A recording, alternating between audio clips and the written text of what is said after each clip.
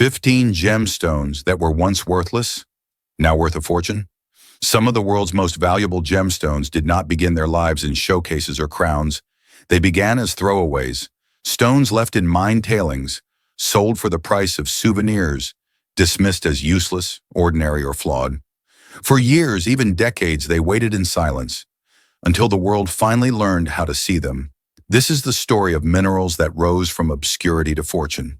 Crystals once traded by the handful, now guarded behind museum glass.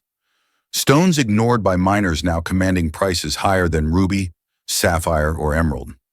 Not because they changed, but because our understanding of them did. We will travel through volcanic deserts, fossilized forests, collapsing mines, vanished pockets, and single-location miracles. Each stone carrying a different reason for its transformation. Some through chemistry no one understood, some through accidents of pressure and time, some through cultural rediscovery, and one through near extinction. And at the end of this journey sits a gemstone so rare, so close to disappearing, that its story can only be told in silence. This is the countdown of the 15 gemstones the world once overlooked, and now can scarcely afford. Ranked 15th, purple chalcedony, the stone that hid its worth in plain sight. For decades it sold for the price of a souvenir, $2 in roadside baskets, ignored by dealers, overlooked by collectors. Yet today, top-grade purple chalcedony quietly reaches prices that rival designer gemstones. What changed? A revelation buried in its microscopic architecture, invisible to the casual eye, and missed by nearly everyone who ever held one. Only then do we return to the basalt deserts where it first formed, places where volcanic glass cooled into lavender fog, and where this worthless stone lay hidden in plain sight. Chalcedony is not a single crystal, but a labyrinth. Microcrystalline quartz fibers braided so densely that light diffuses through them like mist. In its purple form, trace amounts of manganese and iron shift the wavelength, creating a gentle clouded violet. Under cross-polarized light, the stone reveals a revelation long ignored. The fibers align not chaotically, but with a quiet order, waves, wisps, and curtains that behave almost hydrodynamically. What seemed simple was, in truth, an engineered complexity nature hid at microscopic scale. For centuries, cultures prized vivid purples, amethyst crowns, imperial dyes, Tyrian pigments. Purple chalcedony, with its soft, milky tone, did not fit the hierarchy of royal purples. It lived in the margins, traded in nomadic bazaars, collected by desert shepherds, carved by local artisans, into charms said to cool tempers and steady wandering thoughts. No empire claimed it. No dynasty enshrined it. Its cultural story became a footnote, never precious enough to be documented, never rare enough to be protected. Unlike crystals that carried fierce legends, purple chalcedony was used in quieter ways. Healers in central Anatolia placed smooth pieces into bowls of water, letting the faint lavender hue represent cool nights and untroubled breath. In parts of East Africa, small rounded nodules were given to children as tokens, stones believed to hold the desert's silence. These rituals remained modest, almost invisible, passed through families rather than temples. Yet each preserved a subtle truth. The stone affected people not through brilliance, but through calm.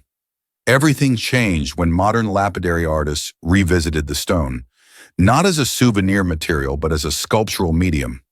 High-end designers discovered its strength was not brilliance, but texture. Velvety translucency, watercolor-like gradients. Cloud formations suspended within purple fog. Boutique jewelry houses began ordering large, unfractured nodules. Sculptors carved minimalist pendants in architectural pieces. Within a decade, the price of top-quality purple chalcedony increased more than 20-fold. The revelation was simple. It was never worthless. It was merely overlooked. And yet, if purple chalcedony hid its value in softness, the next gemstone concealed it behind something louder. Colors so electric they seemed artificial, dismissed for decades as gaudy trick stones, until science revealed what the eye had missed. Ranked 14th, peacock ore, the color that shouldn't exist. It should have been worthless. Chalcopyrite, heavy, brassy, easily scratched, was long dismissed as the cousin of pyrite that even fool's gold looked down on. Yet one version of it refused to follow the rules of nature.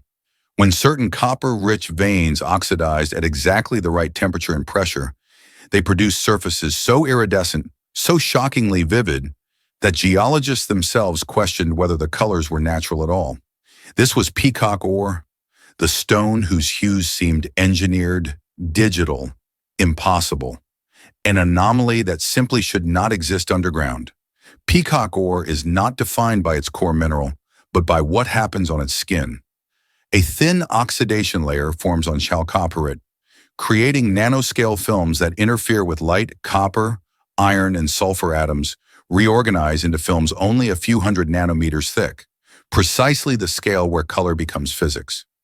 Instead of pigment, the stone uses the same principle as butterfly wings and peacock feathers: structural iridescence. Under magnification, the surface resembles a shattered hologram, fragments that bend wavelengths into electric blues, greens, purples, and magentas. No painter could mimic it. No dye could match it. Peacock ore is geological stained glass, shaped by reactions that occur only within extremely narrow environmental conditions. Most ancient cultures favored stability in gemstones. Colors tied to myth, ritual, ancestry. The shifting, metallic flare of peacock ore appeared unpredictable, almost flamboyant. Merchants in the Ottoman trade routes dismissed it as copper trick rock. Traders in early South America viewed it as a mining byproduct rather than an object of beauty. Only small craft communities valued it, not as a gemstone but as a curiosity. Children kept it as a rainbow rock. Miners placed pieces near lanterns to brighten their camps. Its cultural journey remained marginal, too strange, too inconsistent, too undefined to gain ceremonial status. While it never entered formal temple rituals, peacock ore found a place in threshold traditions, objects meant to mark transitions. In regions of Mexico, miners placed brightly colored pieces near doorways, believing the stone carries light into dark places. In small Balkan villages, the stone was given to travelers for the road, its shifting colors symbolizing adaptability. Its role was subtle, liminal, rituals built around movement rather than permanence. The modern shift began when mineral photographers discovered the stone's iridescence under controlled lighting.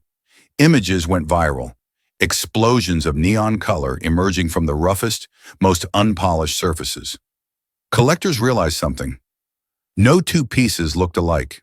The chaos of oxidation produced one-of-a-kind patterns, each behaving differently under the camera. Designers followed. Art jewelers incorporated large, uncut pieces into avant-garde collections. Interior sculptors used oversized specimens as centerpieces. Within a decade, peacock ore transformed from mining trash to a favorite among collectors seeking natural surrealism. The price of high-grade pieces, untreated, stable, vivid, rose sharply, especially those with rare magenta-teal transitions. The anomaly became the selling point. Yet while peacock ore dazzled through impossibility, the next gemstone transformed through something quieter. Material that once seemed too ordinary to matter, until ancient organic history rewrote its destiny. Ranked 13th, petrified palm root. The fossil that carried a civilization's memory. Long before it became a collectible stone, petrified palm root was simply considered debris, dead wood buried in clay, too fragile for carving, too dull for adornment. But what looked like lifeless material held something deeper, the anatomy of a vanished ecosystem, preserved with such precision that the past seemed to breathe through stone. It was not a gem of brilliance, but a gem of memory, a legacy fossilized grain by grain over millions of years. Palm trees once dominated prehistoric wetlands across Southeast Asia. When they fell into oxygen-depleted mud, microbes began the slow work of deconstruction. Then nature performed an exchange no artist could replicate. Silica-rich groundwater infiltrated every cell, replacing organic tissue molecule by molecule. Under magnification, the pattern reveals the vascular structure of ancient palms. tubes, spokes, and roots frozen in place like an architectural blueprint. Iron added russet tones. Manganese added blacks. The slow pulse of subterranean water added honeyed creams and whites. In cross-sections, the stone becomes a mosaic of ancient life, a fossil whose beauty comes not from color, but from fidelity to what came before. For centuries, local communities treated fossilized palm root as an ordinary stone. Farmers used it to stabilize foundations. Fishermen used it as weights for nets. But oral histories were less dismissive. In parts of Indonesia, elders referred to the stone as akar nenek, the roots of ancestors. They believed the fossil held echoes of the forests that nurtured early settlements, long before kingdoms rose and vanished. In southern Thailand, artisans carved simple talismans from it, believing the ancient wood remembers safe paths. Though rarely prized, the material quietly threaded itself through cultural narratives tied to homeland, lineage, and return. Before becoming a gemstone, petrified palm root played a role in transition rituals. In some Malay communities, a small fragment was placed in the corner of a new home, symbolizing stability, the old forest watching over the new roof.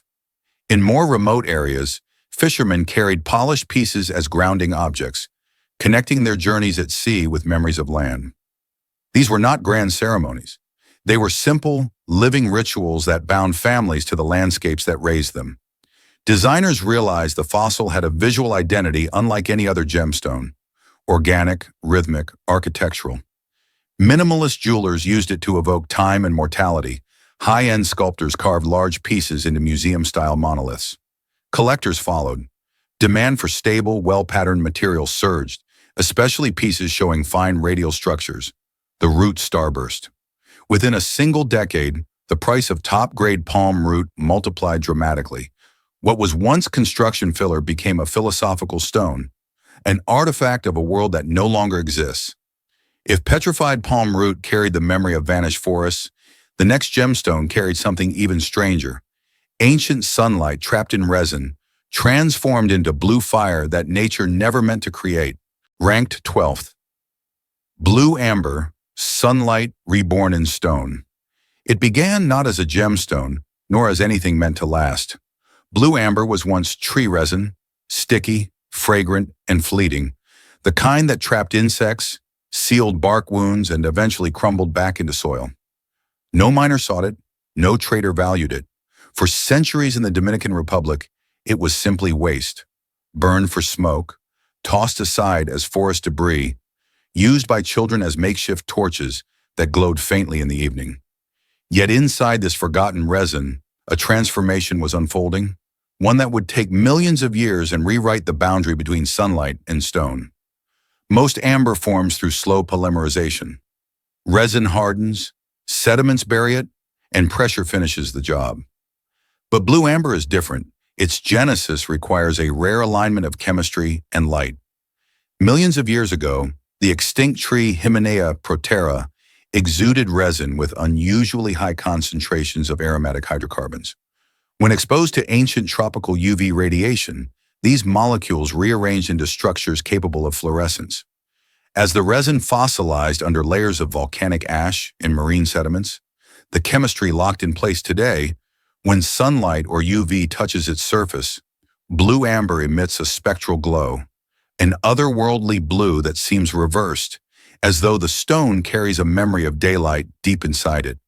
No other amber behaves quite the same way. Its color is not pigment, it is the echo of ancient sunlight. For most of history, Dominican communities treated amber as forest castaway children carved it. Fishermen used it as fire starters. Vendors sold it for pennies at coastal stalls. Stories existed, tales of the resin that glows at night. But they were quiet, informal, the kind told during long walks home rather than preserved in temples or royal courts. Because amber burned, people assumed it was temporary, unworthy of reverence. And so the cultural record of blue amber remained faint, scattered across forgotten anecdotes rather than inscribed in formal traditions. In coastal villages, pieces of resin were occasionally added to small altars, their smoke believed to carry messages to ancestors.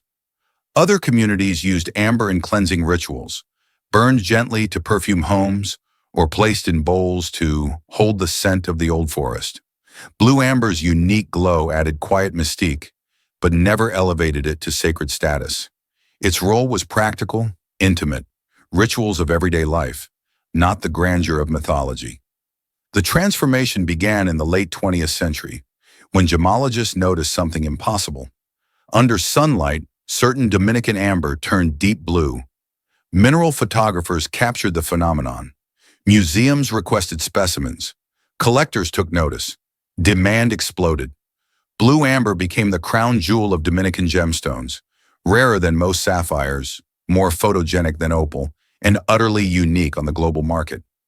High-grade pieces with intense cobalt blue fluorescence now command thousands per gram.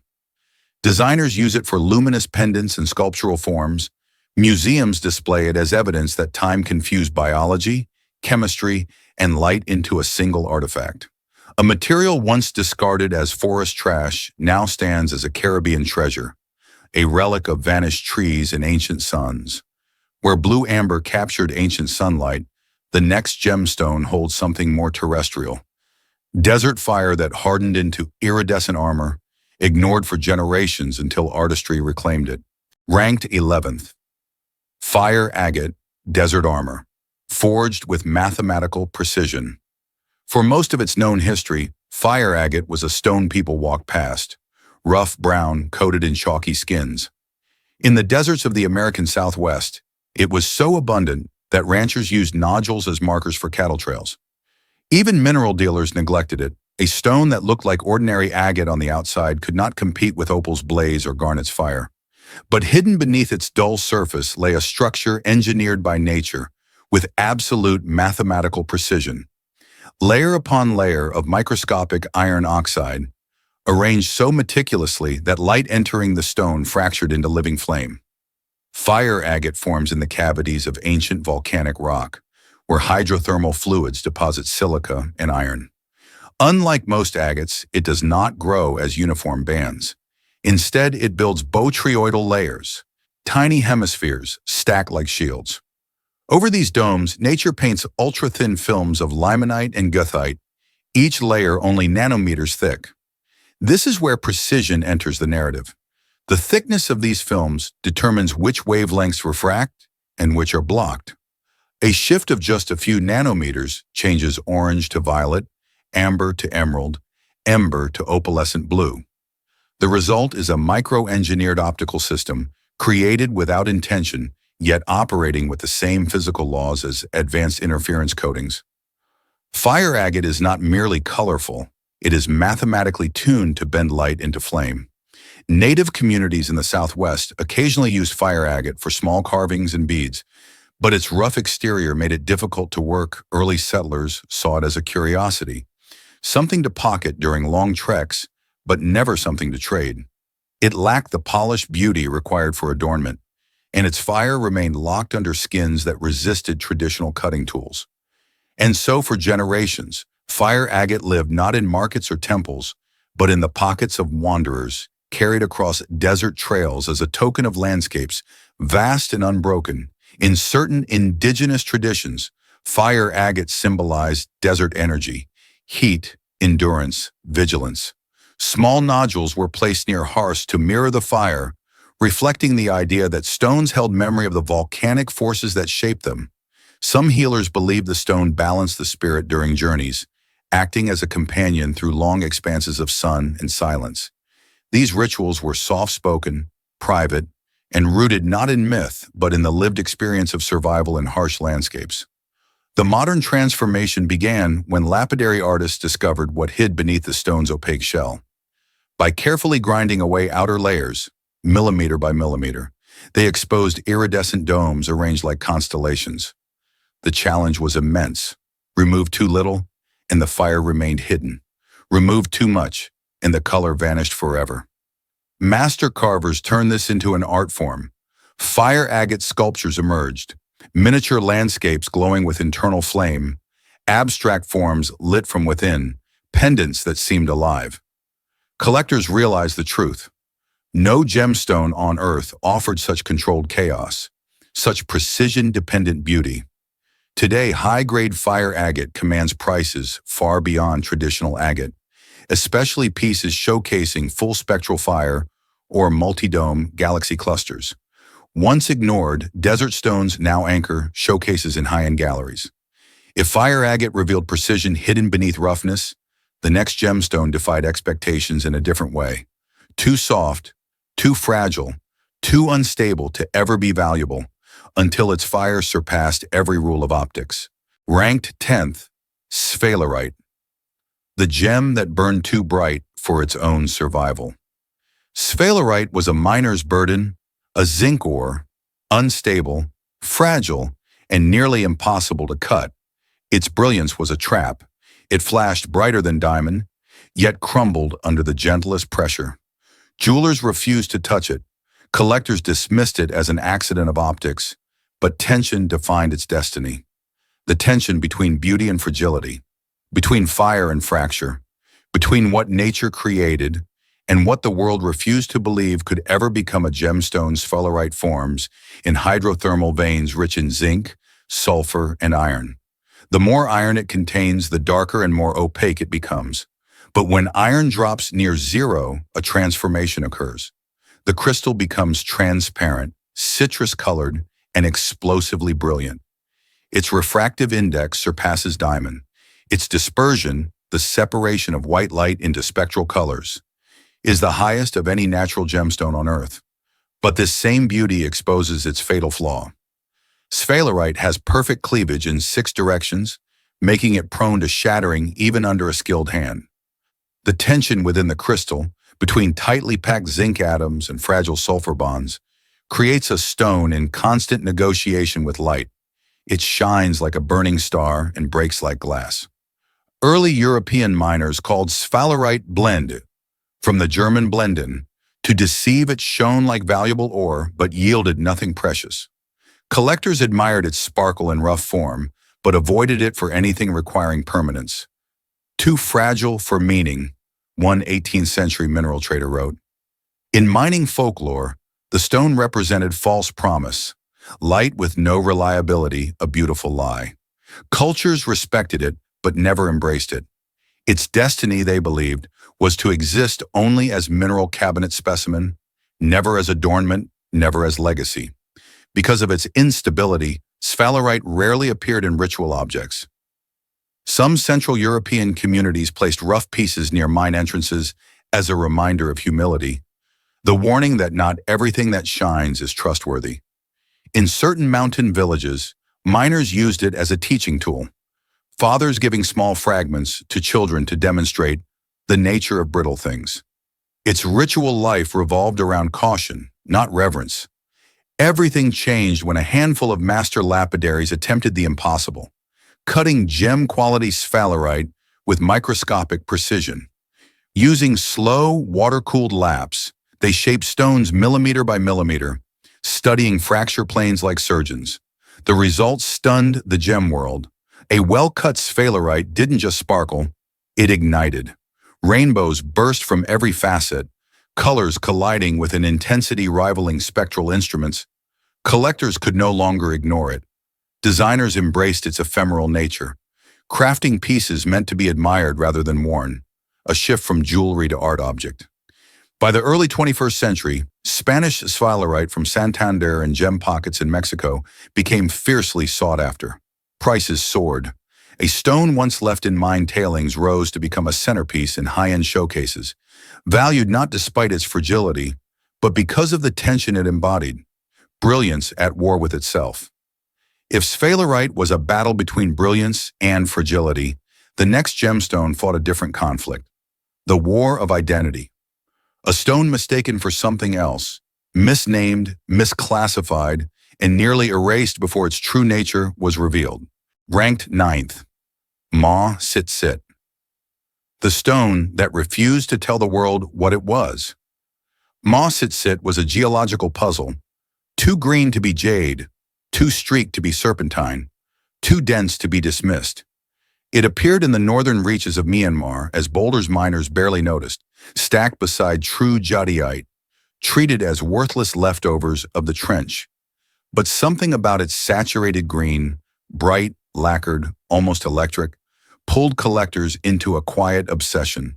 A stone that should have been easy to classify instead became an enigma that refused identity, a riddle that drew the world toward it with irresistible force. MAW-SIT-SIT does not come from a single mineral. It is a metamorphic mosaic forged in one of the most violent geological zones on Earth.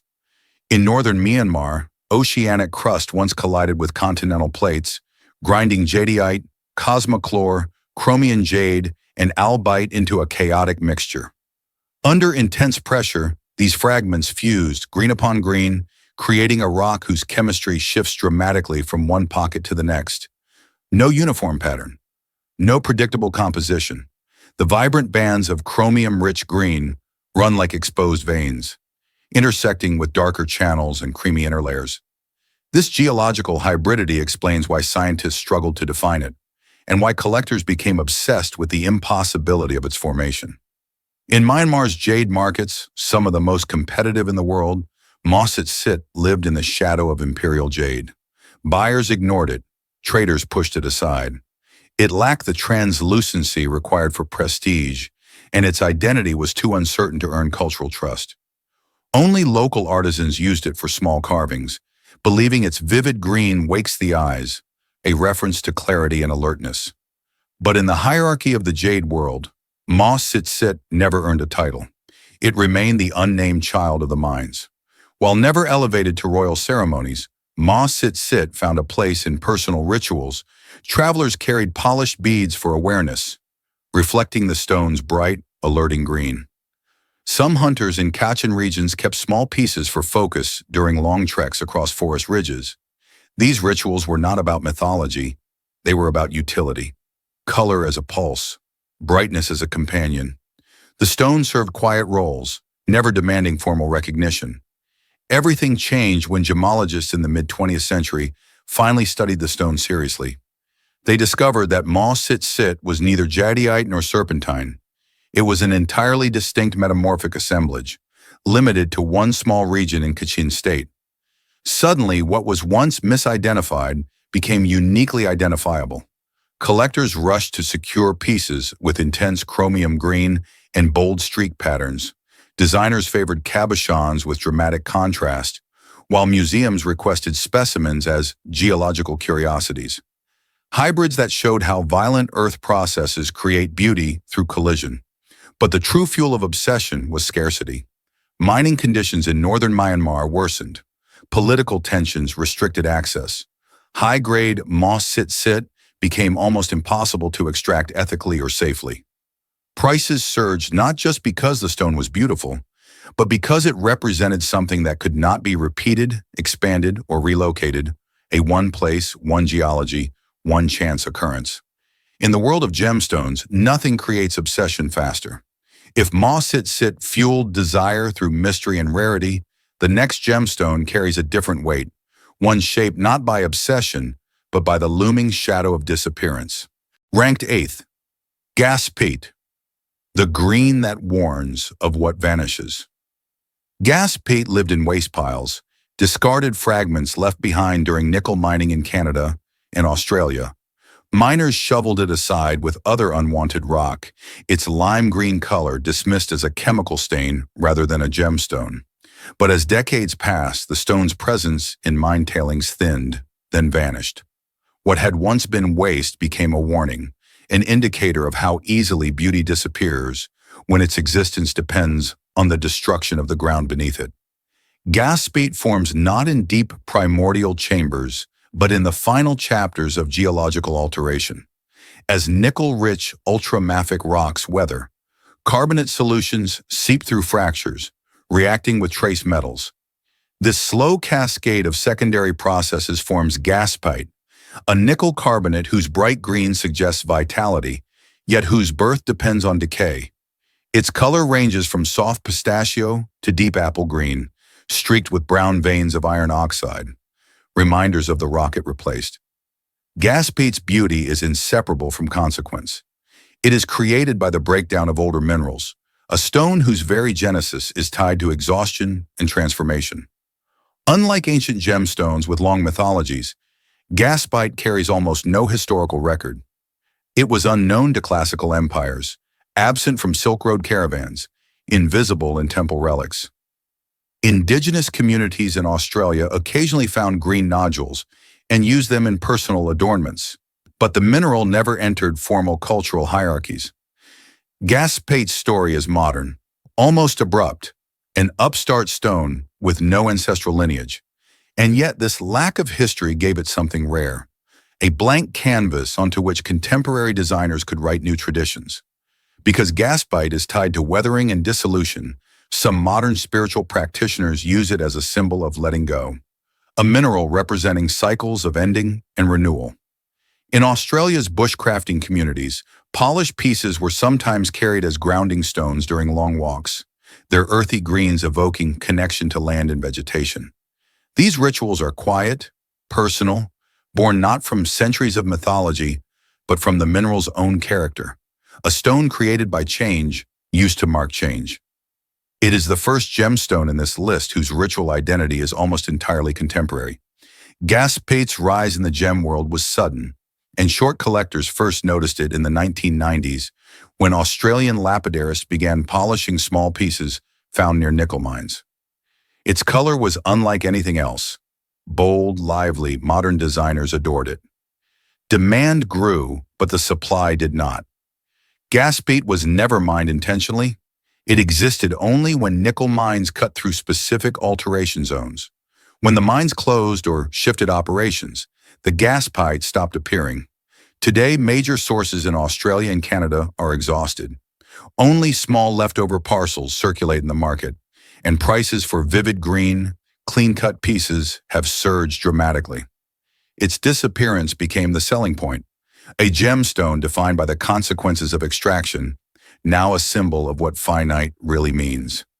If GASPEITE teaches the cost of disappearance, the next gemstone reveals another truth: how something overlooked can rise again when the world rediscovers its fire. Ranked 7th, blue zircon, the fire that slept in plain sight. Zircon lived in the shadow of gems more famous than itself. Topaz for clarity, sapphire for color, diamond for brilliance. Even when it appeared in trade routes, merchants mislabeled it, consumers confused it with cheaper imitations, and collectors saw it as a substitute rather than a gemstone with its own identity. Yet hidden in select pockets of Cambodia, Sri Lanka, and Myanmar, natural blue zircon carried a revelation waiting for the right light. A fire so ancient and so intense that once rediscovered, it would propel the stone from obscurity to global resurgence. Zircon is among the oldest minerals on the planet. Some crystals date back 4.4 billion years, forming when Earth's crust was still cooling. Its structure is so stable that it preserves tiny records of early geology within its lattice, traces of uranium, thorium, and rare earth elements locked in time. But natural blue zircon is rare. Its color comes from natural lattice defects formed under intense geological pressure, not from modern heat treatment.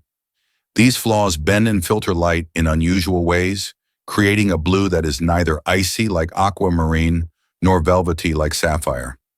Under daylight, the dispersion reveals itself, flashes of spectral fire that rival diamond, a contradiction in a stone long dismissed as secondary. The revelation is simple but profound. Zircon was never an understudy. It was a primordial gemstone hiding brilliance older than continents through history. Zircon suffered from a problem of identity. In medieval Europe, it was called jargon, a term applied loosely to any pale or sparkling stone. Blue zircon itself appeared rarely in record. When it did, it was mistaken for sapphire. Traders treated it as a curiosity, not a treasure. Only in a few Southeast Asian communities did the stone gain subtle respect. Believed to calm the breath, sharpen the voice, or protect travelers from storms. But even these traditions never elevated it beyond functional charm. For much of human history, zircon remained misread, living beneath the fame of others. Because zircon refracts light with unusual purity, some traditions used it in personal rituals linked to clarity of thought. Musicians in Sri Lanka sometimes carried a piece to clear the mind before performance. Fishermen along Southeast Asian coasts believed its cool blue steadied nerves during unpredictable weather. These were intimate, personal rites, quiet acts of grounding rather than sacred ceremonies. Zircon never occupied altars. It lived in pockets, pouches, and small inherited charms. The modern gem world changed zircon's destiny. As collectors began prioritizing natural, untreated stones, blue zircon emerged as a revelation. Its combination of exceptional dispersion, high birefringence, ancient origin, and rare natural color placed it in a category few gems could match. Designers embraced it for vintage-inspired jewelry. Photographers highlighted its prism-like flashes. Museums showcased zircon as a mineral that witnessed the dawn of Earth itself. Prices surged, especially for unheated stones with saturated blue and clean clarity. Today, natural blue zircon is no longer overshadowed. It is skyrocketing, fueled by scarcity, renewed appreciation, and the rediscovery of a brilliance the world once refused to see. If blue zircon rose through revelation, fire rediscovered, then the next gemstone rises through something narrower and more intimate, a sacred green carved from the quiet depths of Siberia. Ranked 6th, SERAPHINITE, feathers of stone from the forest of ice. For years it sat unnoticed in Siberian workshops, dark, common-looking, overshadowed by Russia's imperial gems. Yet when the first polished piece hit the light, something impossible appeared. Luminous, silver wings spreading through deep forest green.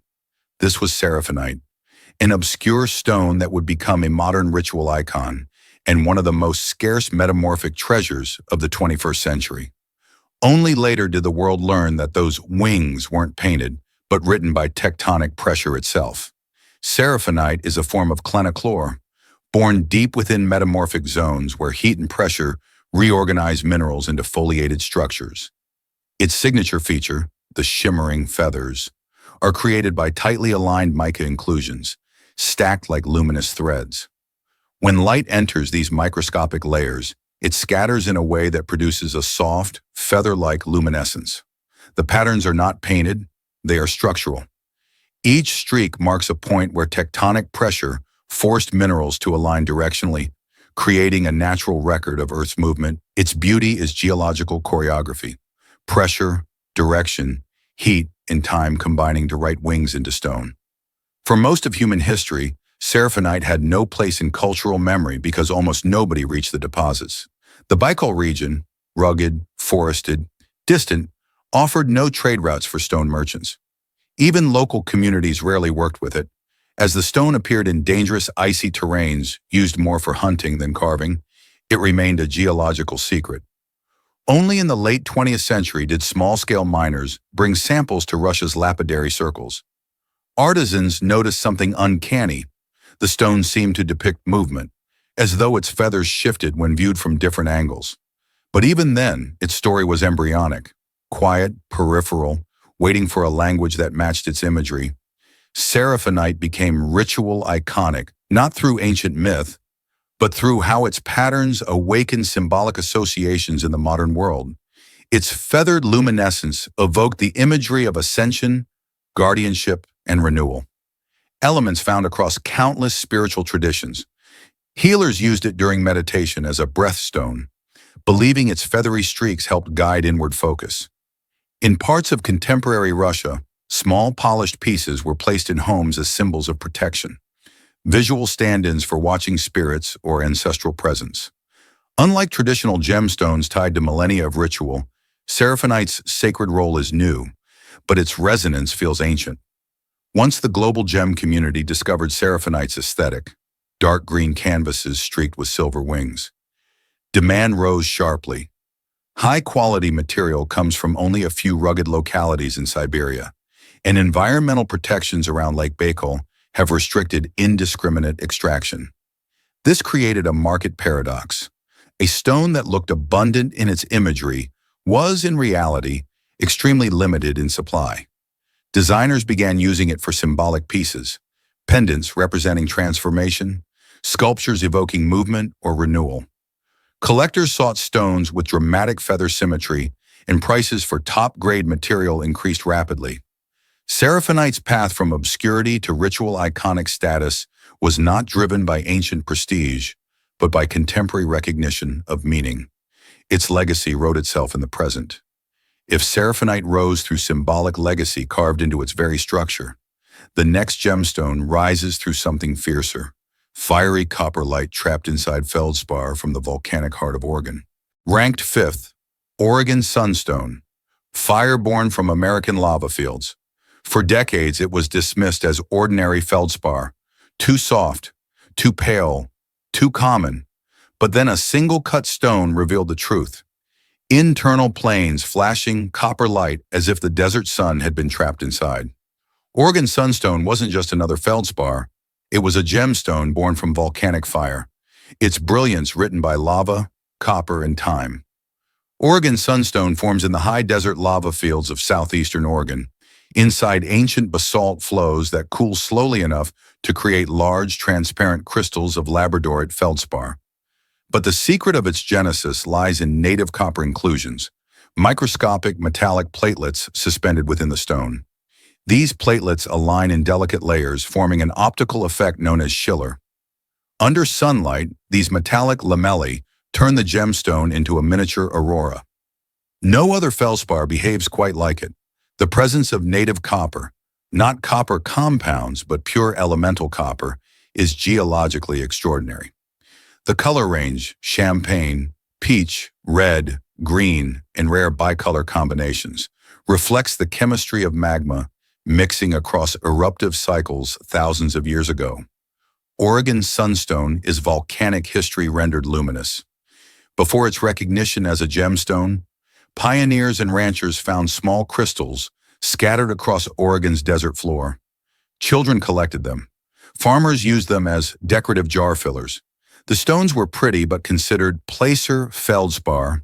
Nothing worth trading. Local stories reference them as sun chips, tiny souvenirs of the frontier, but no cultural hierarchy formed around them. Unlike turquoise in the Southwest or quartz in Arkansas, Oregon Sunstone had no ancient myth, no tribal lineage in jewelcraft. It was a stone waiting for an identity. Because Oregon Sunstone lacked historical ritual roots, its symbolic life emerged in modern traditions. Collectors and spiritual practitioners associate its copper fire with courage, personal renewal, forward momentum. Some outdoor communities in the Pacific Northwest began carrying polished pieces on treks as sun carriers, tokens meant to bring warmth in difficult moments. Glass blowers in Oregon incorporated tiny fragments into ceremonial pieces to honor volcanic landscapes. Here, ritual evolved not from ancient belief, but from modern connection to place, a gem shaping new stories in real time. Everything changed once gemologists realized Oregon Sunstone contained natural Schiller, unattainable anywhere else in the world. By the early 2000s, designers embraced it for high-end contemporary jewelry. Mineral photographers highlighted its metallic flashes. Collectors sought rare, red and green dichroic stones. Mines in the Ponderosa and Rabbit Basin regions began controlled extraction. Meanwhile, untreated stones became a powerful selling point. In a market flooded with heated topaz and irradiated quartz, Oregon Sunstone emerged as a fully natural American gem. Untouched by enhancement, prices surged accordingly. Red Schiller stones now sell for thousands per carat. Large multicolor specimens are fierce bidding targets. Some pockets are already depleted, making top-grade material increasingly scarce. What was once worthless feldspar became one of the United States' most iconic gemstone discoveries, a volcanic treasure forged by ancient fire. Where Oregon Sunstone shines with volcanic birth, the next gemstone rises through something rarer, beauty so elusive and so difficult to find that it jumped from obscurity to museum-level reverence almost overnight. Ranked 4th, GRANDIDIERITE, a blue that shouldn't exist. When gemologists first tested it, the readings didn't make sense. Too much birefringence, too strange a pleochroism, too rare an iron-magnesium balance for any known mineral. The stone gave 3 different colors depending on the angle: blue, green, and a shadowed gray. It behaved like a gem that shouldn't exist, a geological outlier born from pressures too precise to repeat. This was Grandidierite, once an obscure curiosity from Madagascar, now one of the most coveted museum-tier gemstones on Earth. Grandidierite forms where tectonic plates force oceanic crust beneath continental masses, generating temperatures and pressures that reorganize minerals into improbable structures. Its key lies in its magnesium-iron interplay within a borosilicate framework. This fragile balance creates a blue-green color that shifts under polarized light, an effect so complex that early researchers misidentified the mineral entirely. Grandidierite is not just rare, it is geologically improbable. For most of the 20th century, Grandidierite remained a mineralogical curiosity. Its first specimens were small, opaque, and suitable only for academic study. Collectors admired its name more than its appearance. Museums stored it in drawers rather than display cases. Local Malagasy communities regarded it simply as another rock unearthed during quarrying. It had no ancient legend, no place in royal ornament, no mythological identity. Its cultural story began not in antiquity, but in laboratories. Its meaning born from the astonishment of scientists confronting a structure too complex to explain. As its rarity became apparent, contemporary ritualists assigned the stone newfound symbolism. Grandidierite's shifting colors, three identities inside one crystal, made it a modern icon for transitions, identity, self-reconciliation. In Madagascar, some artisans began carving small amulets to mark important life changes, migrating to new cities, beginning new families, or honoring elders. These rituals are recent but powerful. They transform the stone's anomaly into metaphor, a reminder that identity can shift without breaking. Everything changed in the early 2000s, when gem-quality Grandidierite was discovered in southern Madagascar. Transparent stones above 1 carat were so rare that gem labs issued special classifications. Auction houses began calling it the new painette, a once obscure mineral leaping into elite collector circles. Today, clean blue-green stones fetch tens of thousands per carat. Museums compete for display-grade pieces. Investors treat it as a long-horizon rarity, comparable to taphite or Paraíba tourmaline. New sources remain elusive, inconsistent, or depleted. Grandidierite is no longer a curiosity. It is a geological anomaly elevated to the status of museum treasure, an investment gem whose value is tied not just to beauty, but to the impossibility of its existence. If Grandidierite is an anomaly that nature rarely repeats, the next gemstone is a revelation of color, an explosion of neon fire that transformed an overlooked mineral into one of the world's most desired modern classics. Ranked third, MAHENGE SPINEL, the color that started a global fever. The first time it appeared on a dealer's table in Tanzania, 2007, it looked unreal. Neon pink so intense it seemed backlit, as if light were escaping from inside the gem instead of entering it. Buyers thought it was synthetic. Cameras oversaturated trying to capture it.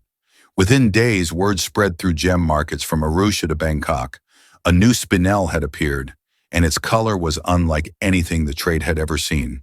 What followed was not admiration, it was obsession. MAHENGE SPINEL comes from metamorphic marble pockets in the Uluguru Mountains. Spinel itself is not rare, but this color is the vivid hot pink and reddish rose tones found in MAHENGE, form only when magnesium-rich spinel, traces of chromium, extreme metamorphic heat, and rapid pressure uplift, all collide in an exact fragile moment of geological history. The crystals form in clean octahedral shapes, but their defining feature is light saturation, color that doesn't just sit on the surface, but floods through the entire lattice under daylight. The gem becomes electric. Under low light, it glows. Under LED, it ignites. This optical behavior, luminosity that feels internal, is so rare that gemologists describe it as fluorescence without fluorescence, a chromatic illusion created by perfect alignment of trace elements. Geologically, the MAHENGE pocket was a flash, small, intense, and largely mined out within years. For centuries, a spinel was the gemstone world's understudy, its greatest curse, being mistaken for ruby. Even royal crowns held spinel mislabeled as rubies, making collectors distrustful of the entire species. So when Mahenge spinel first appeared, the trade didn't know what to make of it. Could a spinel truly be this beautiful? Local communities in Tanzania called the stones moto, meaning fire. Children described them as seeds of sunset. But there were no ancient myths, no ceremonial lineage, only modern astonishment. Mahenge wasn't a rediscovered heritage gem. It was a newcomer powerful enough to rewrite the narrative of an entire mineral family. Because Mahenge is new to the world stage, its ritual associations or contemporary collectors use it as a stone of vitality, comparing its luminosity to stored life force. Some Tanzanian artisans place small roughs in carved wooden bowls during celebrations, its glow symbolizing new beginnings. In wellness circles, it is seen as a stone of momentum, drive, and forward motion. Though not ancient, these rituals carry energy that matches the gem's personality.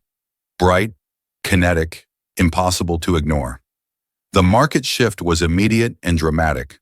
When Mahenge stones hit international auctions, dealers fought for parcels, photographers struggled to capture the true neon, designers lined up for even small faceted pieces. Museums requested samples to document the Mahenge phenomenon. Prices soared in a way previously seen only in Paraiba tourmaline. The obsession continues because the supply cannot. The pocket that created the world's brightest spinel was small, brief, and unrepeatable. Mahenge spinel is not simply a premium stone. It is a geological event, one that burned fast, burned bright, and left the world wanting more.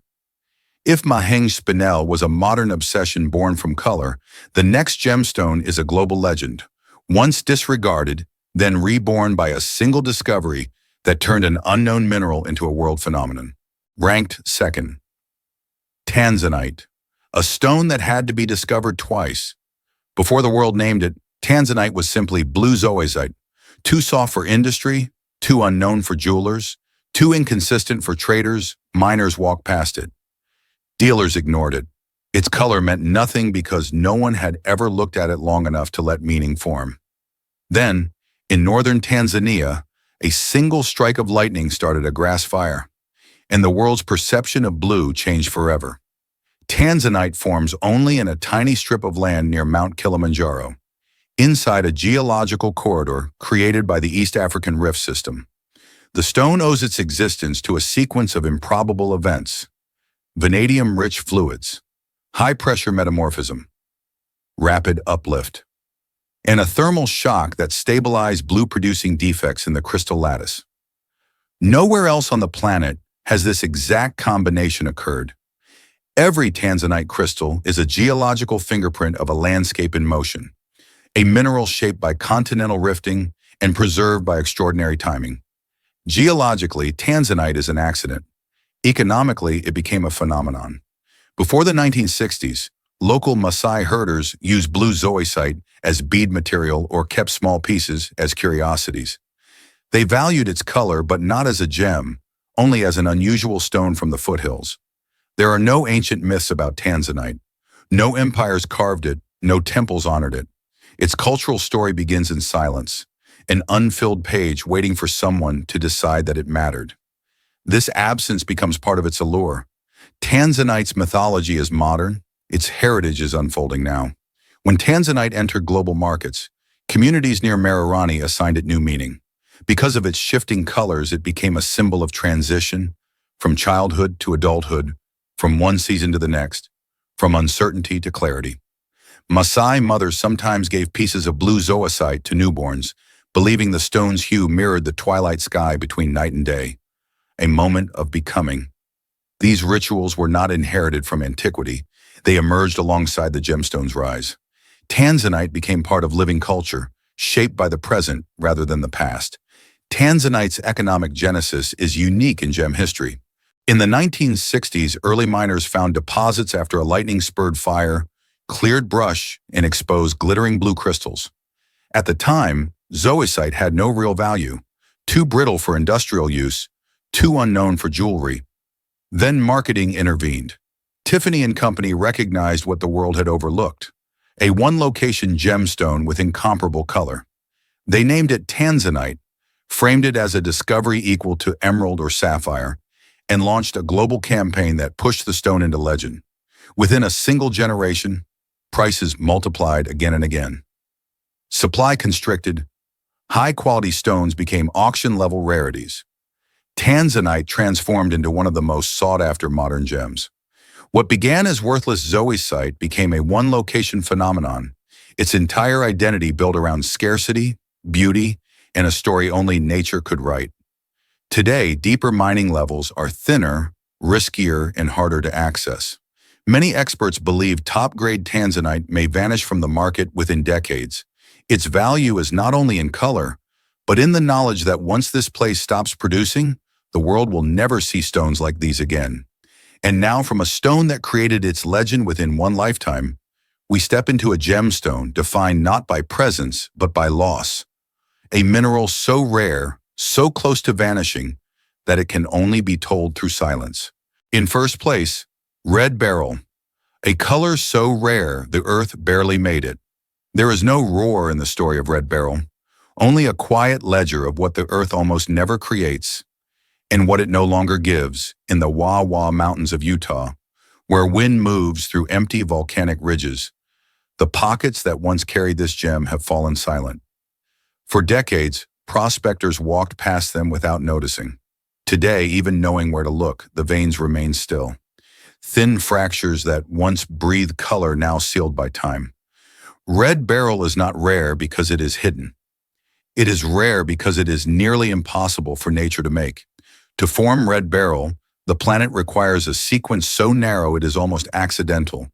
Beryllium-bearing rhyolite, manganese in precise oxidation states, temperatures high enough to mobilize silica, pressures low enough to permit crystal growth, gas-rich cavities allowing trace elements to settle, all playing out in fractures only centimeters wide.